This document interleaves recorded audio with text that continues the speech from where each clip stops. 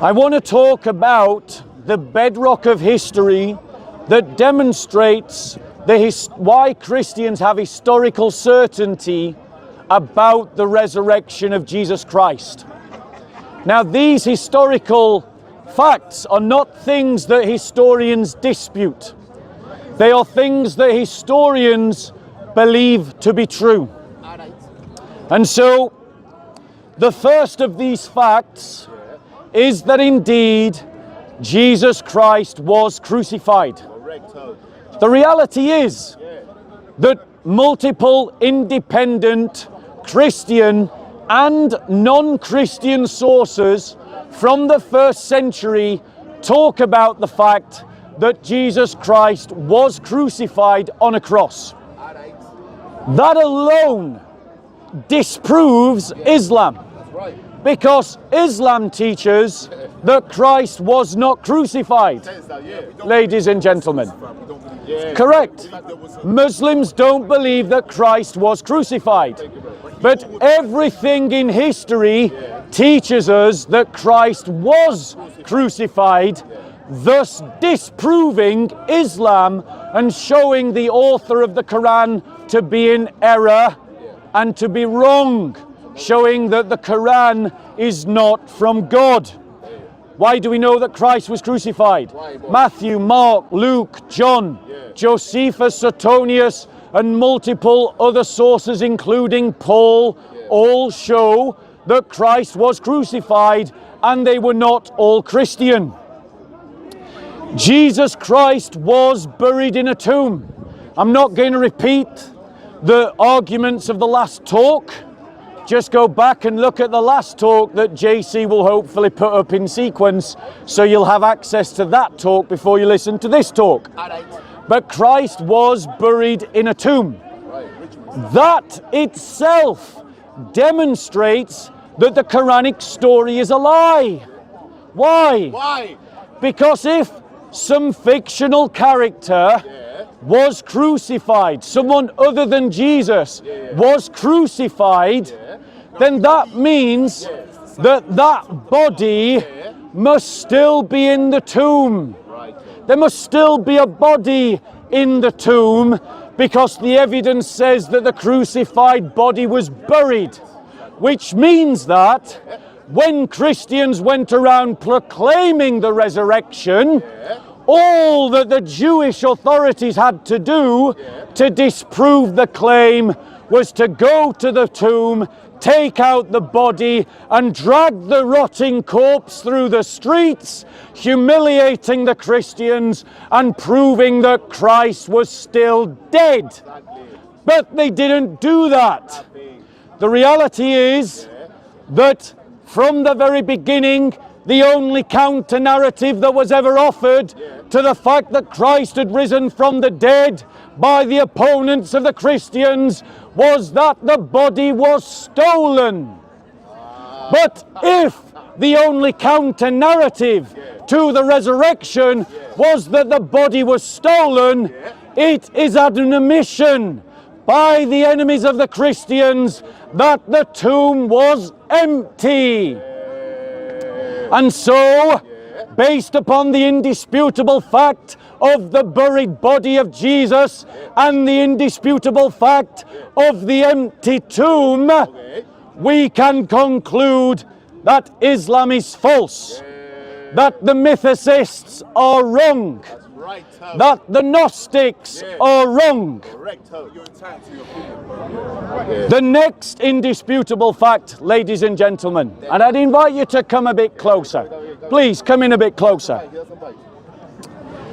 The next indisputable fact, ladies and gentlemen, not denied even by skeptical scholars of the Christian church, historians like Dr. Bart Ehrman, they all agree that after the death of Jesus, the first followers of Jesus were in despair. Their promises, their beliefs about Jesus had been dashed. Their hopes that he was the Messiah had been thrown into the bin. They were in despair, that they had believed that this man was the Messiah who was going to change the world, and yet here he is, dead and buried. No one disputes that. The evidence is clear that the first Christians were in despair at the death of Jesus. The fourth indisputable fact that I've already touched upon is that multiple sources show that the tomb of Jesus was indeed empty. And Roman sources demonstrate that it was normal to bury the bodies of the punished. Even Josephus recognizes that burying bodies was normal prior to 70 AD. Therefore, it is no small thing that the tomb of Christ was empty. The question that I challenge you and you and you and you at the back and you at the back and you to answer is, why was the tomb empty? No one disputes that it was. So the question you must answer for yourself is, why was the tomb empty? The fifth indisputable fact, ladies and gentlemen, was that the first Christians came to believe sincerely and truthfully in their hearts that Christ had risen from the dead. Now let me ask you this question. What would convince you that a man that you knew was buried, a man that you knew was dead, a man that you knew where his grave was, had risen from the dead? What would convince you? The obvious answer is that you have to see it with your own eyes. And who can blame you? Such a claim is extraordinary, and only seeing it with your own eyes would convince you. And the first apostles said exactly this, that we have seen with our own eyes that this man you crucified has risen from the dead. Ladies and gentlemen, no one disputes that Christians died for this belief. Paul, Peter, James, Stephen, and the other apostles died because of their conviction that Jesus had risen from the dead. Can I ask you a question? Yes, certainly, sir. Bear with me. Let me land on this point, then you can ask a question. They went on to proclaim that Christ was crucified, that he died and he rose on the third day. We know that liars make poor martyrs. Ask yourself this question. Let us presume that you spin a lie, and this lie makes you rich and famous. And then the government comes to you and says, stop spreading the lie, or we'll blow your brains out with a gun at point blank range. If you had the choice between stop saying something that you knew was a lie, or continuing the lie and dying, which would you do? Every rational human being does not die for a lie. But yet we know the apostles did die for their proclamation. So your question. Who was the first one who wrote the New Testament? So, I'm going to answer the brother's question, and then I'm going to continue with the next point of my presentation. I would ask you to be patient, don't interrupt. But in answer to his question, The first writer of any page of the New Testament was the Apostle Paul. And he wrote his letters to churches that already existed, including churches that he did not found, like the Church of Rome, which was not a church that he founded. Someone else founded the Church of Rome, but Paul wrote to that church. And he wrote to that church based upon their common belief in the resurrection. So now let me continue with my presentation. You can ask after I've continued with my presentation.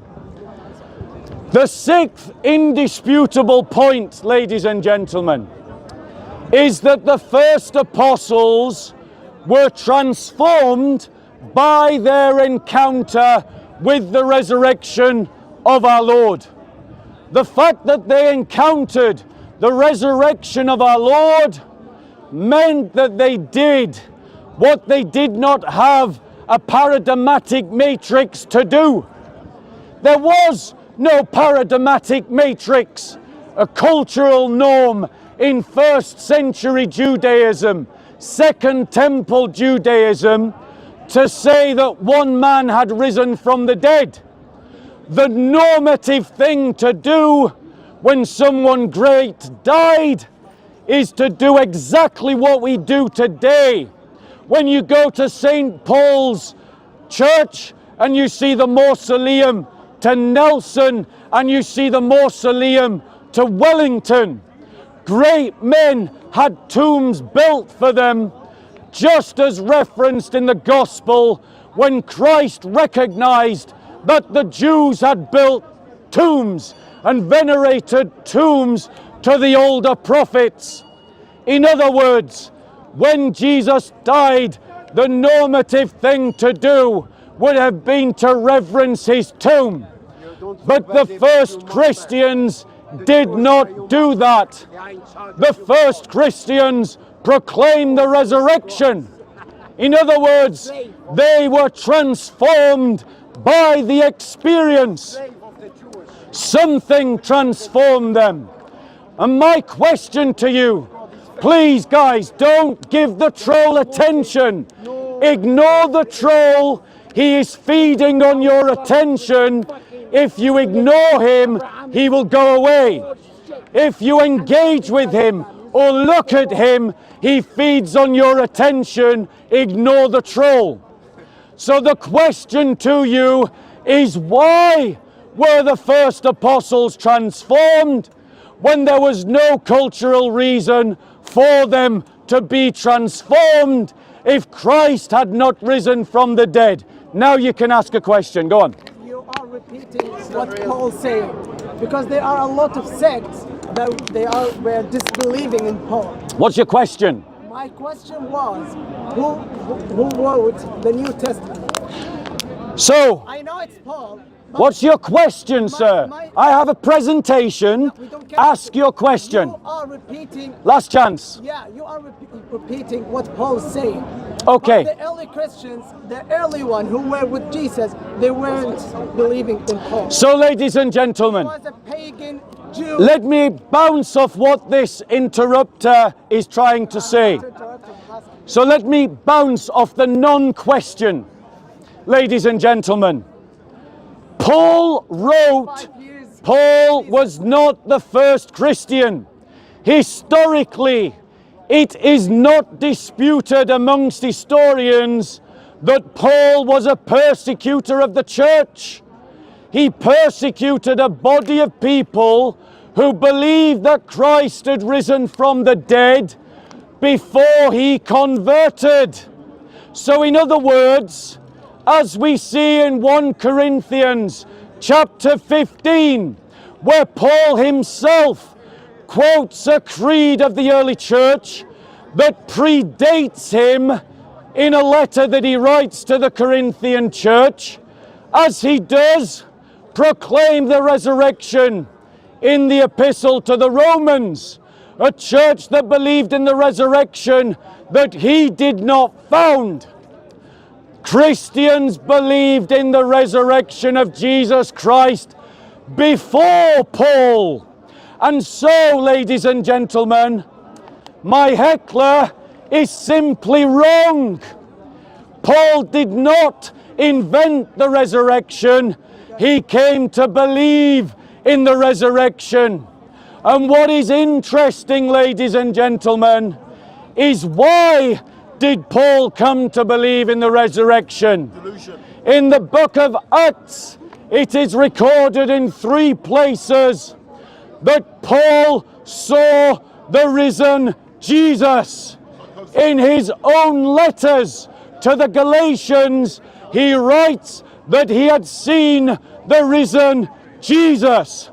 In other words, ladies and gentlemen, if Paul had not seen the risen Jesus, he would not have proclaimed the risen Jesus. He persecuted the church because they proclaimed the risen Jesus, and he went on to proclaim the same because he himself had witnessed the risen Jesus. Schizophrenic. Why is it important? Barnabas disagree with him. Why is it important that Jesus, that an enemy of the church, went on to proclaim the gospel? To change and It's- new creed. Why is it important? It is like Joe Biden saying, I've decided to endorse Trump for president. That would be an earth-shaking change of mind. Paul persecuted the church, and then he went to proclaim the same truth that the church proclaimed. And that's why, ladies and gentlemen, when you hear Muslims say that Paul invented Christianity, they are lying and they are arguing against all the evidence. Because all the evidence is unanimous, Paul was a persecutor of the church for proclaiming the resurrection of Jesus Christ. He's an apocalyptic Jew. And that, ladies and gentlemen, is an indisputed fact of history. Not a fact. Ladies and gentlemen, any other questions before I move on to my next point? Yeah. Did he suffer from mental illness? So the question is, ladies and gentlemen, did Paul suffer from a mental illness? If you present a hypothesis, it is on you to simply present the evidence. Correct. So my argument for you is, if you're going to suggest Paul had a mental illness, present your evidence to the claim. Christians, however, do not base their belief upon simply Paul's testimony. We base it on Peter's testimony, on Mary's testimony, on Thomas's testimony, on Bartholomew's testimony, on Judas's testimony, on the sons of Thunder's testimony, and all the apostles who saw that Christ was risen and who proclaimed the resurrection before Paul proclaimed the resurrection. And so even if we admit the argument that Paul was suffering from a mental illness, how does that account for the other witnesses to the resurrection? Good question. Ladies and gentlemen, I'm going to press on with my point before I take another question. Alright. Charlie, you gotta read it there. Yeah. It's not my fault that some people can't follow an argument. Mass The seventh psychosis. indisputable evidence to the resurrection There, lads. is that Greek psychosis. the resurrection was the central message of the early church. We find in the book of Acts repetitions of the sermons of the church, Cult of Jesus. church sermons that were preached by the apostles before Paul in an oral tradition proclaiming the resurrection and thus demonstrating that historically speaking the resurrection was the central message of the first Christians. Why would a Jewish community proclaim that Christ was resurrected when they had no cultural reason to do so? There was no paradigmatic model in first century Second Temple Judaism to state that Christ, a single man, had been raised from the dead. There was no expectation of this belief in that Jewish culture. It was there in the Old Testament, for sure, but the Jews of the time had misread their Old Testament and had not expected that a single man might rise from the dead, let alone believe that the Messiah would have died on the cross.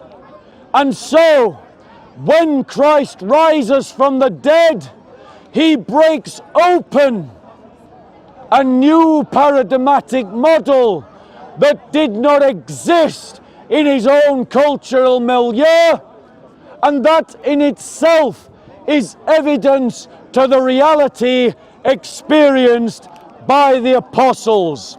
Any questions before I go on? What is a paradigmatic model? What's that? So a paradigmatic model or a paradigmatic matrix is simply the normative expectations of your culture.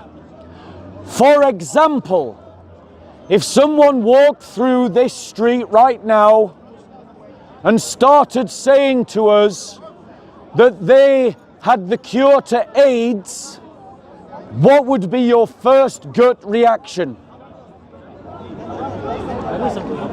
What? I'll ask him. You would ask him. Would you be skeptical? Yes, that is a paradigmatic cultural model. If someone walked through this street with a Nazi flag and said that white people were superior to every other race, how would you respond? Disagree with him You would disagree with him. Why? because it's wrong. Because you have a paradigmatic cultural model. Incidentally, I would agree with you.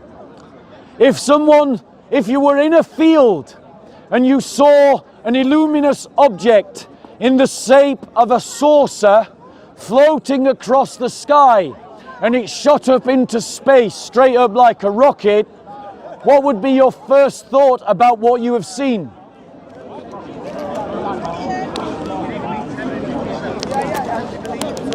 What? Can you repeat the question? If you were in a farmer's field in the dead of night and you saw a flying saucer floating across a field, and then it shot vertically straight up like a rocket but with no propulsion, what would you assume that you've seen? UFO. A UFO. Why? Because that is a paradigmatic cultural model. Well, what I'm saying to you is in first century Judaism, there was no paradigmatic cultural model for the idea that the Christ would be crucified and rise from the dead. It was there in the Old Testament, but the Jews had not read their Old Testament in that way. And so when Christ was crucified and rose from the dead, that was against the expectations. You know what the Jews read, did you? So I'm going to go on with my presentation. I'm going to go on with my presentation and I'm going to go on with my presentation and then, listen, I'm going to go on with my presentation and then I'll let you ask a question. So he's asked a question, I'm going to go on with my presentation, then you can ask a question. I'm going to talk about one more point and then I'll take a question. Well, I don't know, maybe 5-10 minutes. Right, so the next indisputable fact. You see, a lot of people are just spoilt children. They have no sense of containing themselves. If you don't meet their needs right now, they walk off like children. So, in terms of the resurrection, I just asked you a question. in terms of the resurrection, the disciples proclaimed the resurrection in Jerusalem where Jesus Christ had been crucified. Now think about this for a moment. When Christ had been crucified, he had been crucified publicly in front of witnesses who had been in Jerusalem, and they had witnessed the crucifixion. So if Christ had not risen from the dead, all that the people, the witnesses of that time would have had to do is to say, no, we've seen that Christ was crucified, and we'll go to the tomb and we'll show you the body. Now, the fact that the Gospels recognize that an alternative theorem was presented, that Christ's body had been stolen, demonstrates the fact that in the first century, everyone agreed that Christ was crucified and Christ was buried. Because the argument was, you stole the body. But that's an admission that the tomb was empty. And that tradition continues. It wasn't just recorded in the Gospels, it's also recorded in the Church Fathers, who also state that even in their time, a century later, the Jews were still saying that the body of Jesus had been stolen. And both of these hypotheses emerged from Jerusalem. Both of these arguments emerged from Jerusalem. So for centuries, your choice was to believe in the resurrection or to believe that the body was stolen. And this is why the resurrection disproves Islam. Because Islam says that Christ was not crucified, only someone who looked like Christ. Well, if someone who looked like Christ was crucified, what happened to that man's body? Where did that man's body go? Answer me that, Muslims. Okay. Do you have another question before I press on? So I've been talking for a while, and at different points I've had a larger crowd, where the presentation is long and lots of people have understandably walked on to listen to other presenters. So now I'm just going to do this for the microphone, for you guys that are watching on camera. The ninth indisputable fact of the resurrection is that as a result of the preaching of the resurrection, the Christian movement began to grow. It was born. It was grown. Microphones, speaking to thousands, bro. Thousands. So, in terms of the fact that this proclamation of the resurrection went out into the world, many thousands of people came to believe in the resurrection as a fact. They came to believe in the resurrection of a fact. Now, why was that? There was born another Jewish movement within Judaism that was proclaiming that Christ was the Messiah, that Christ had died, that Christ was risen, and that Christ was coming again. It was a Jewish movement. Christians went to the temple in Jerusalem. They went to the synagogues around the Jewish diaspora as part of the Jewish people. And this Jewish movement was born unexpectedly without any cultural reasons within the Jewish world. Why? Because of the resurrection. It's the only explanation to the birth of this movement. There is no other reason to believe in the resurrection apart from its birth, apart from its preaching, apart from its transformative power, apart from its explanatory power of the empty tomb, apart from the fact that the first Jewish Christians did exactly the opposite of what you would expect a first century Jew to do when someone had died. Those of you who deny the resurrection must answer the question, what explains these facts? What hypothesis, what argument can you present that explains these facts? And if you cannot give a hypothesis that explains these facts, then the resurrection remains the only standable, the only possible, the only probable answer to the question.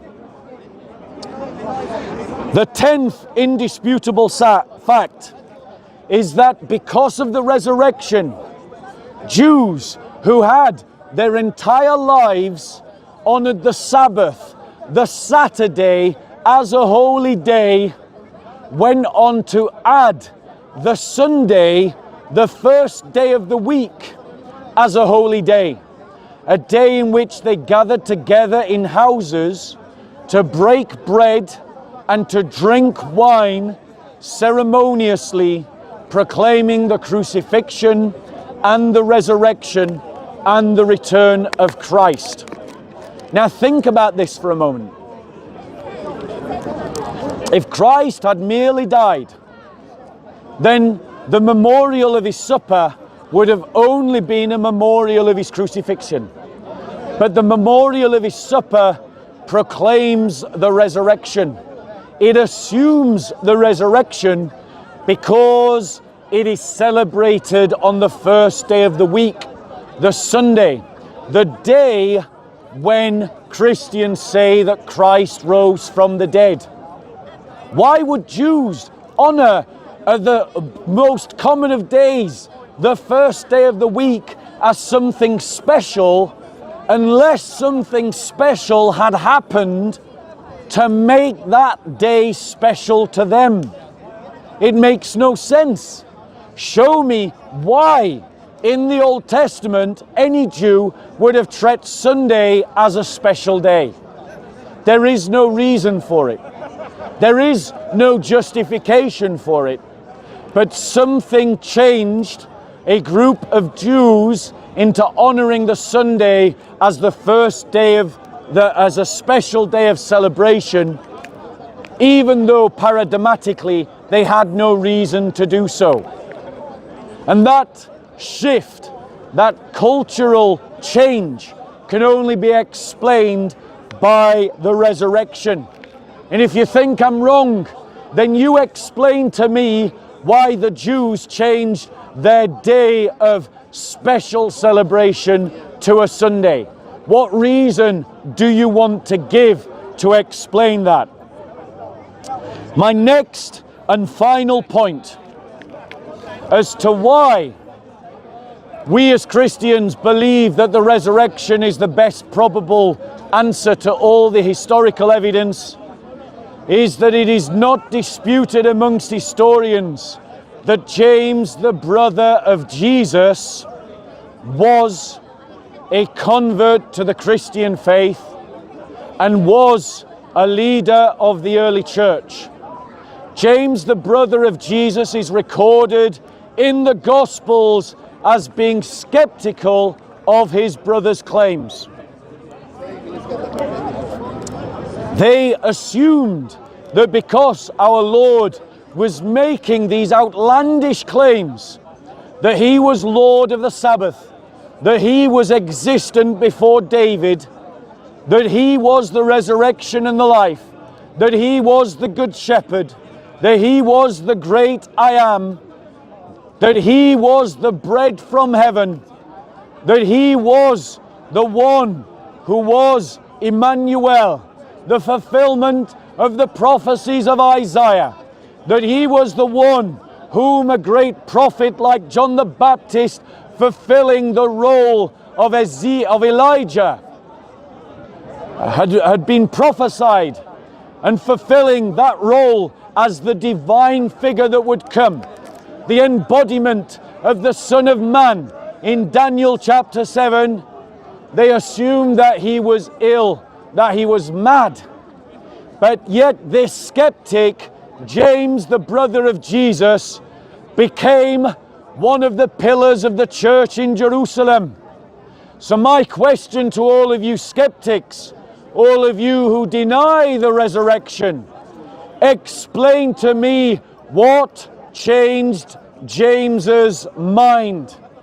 Why did he go from doubting to believing? Why did he go from opposing to following? Why did he go from dismissing to being a leader of the church? In conclusion, I have presented to you 11 historical, indisputable facts of history that are connected and explained by the resurrection of Jesus Christ.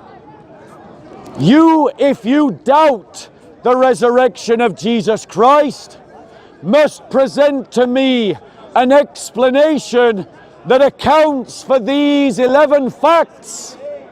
Not separate explanations for each one, but one explanation that can account for all 11 facts.